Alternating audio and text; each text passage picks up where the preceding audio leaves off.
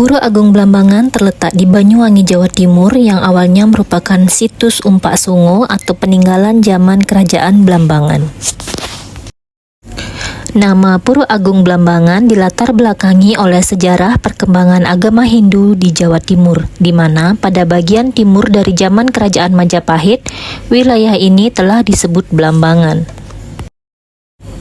Masyarakat setempat meyakini tempat di sekitar desa Blambangan adalah pusat kerajaan Blambangan. Keyakinan ini dikarenakan terdapat penemuan peninggalan sejarah mengenai kerajaan Blambangan.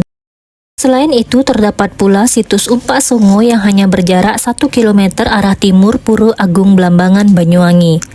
Zaman dahulu banyak warga menemukan benda-benda sejarah ketika menggali tanah di sekitar lokasi seperti gente kuningan dan berbagai perabot terbuat dari keramik Cina.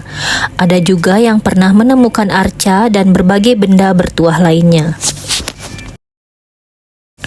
Umpak Songo adalah tumpukan batu berlubang mirip penyangga tiang bangunan yang berjumlah 9. Umpak berarti tangga dan Songo berarti 9. Umpak Songo merupakan situs sisa kerajaan Blambangan ketika ibu kota kerajaan pindah ke Ulu Pampang yang kini dikenal sebagai Kota Muncar.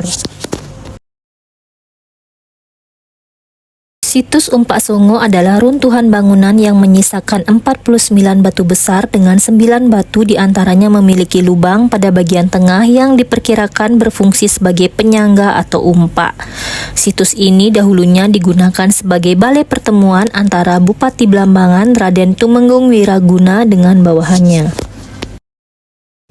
Umpak Songo ini merupakan bagian penting dari kerajaan Blambangan, terbengkelai sejak Raden Tumenggung Wiraguna memindahkan ibu kota Blambangan ke lokasi yang sekarang menjadi pendopo Kabupaten Banyuwangi pada tahun 1774.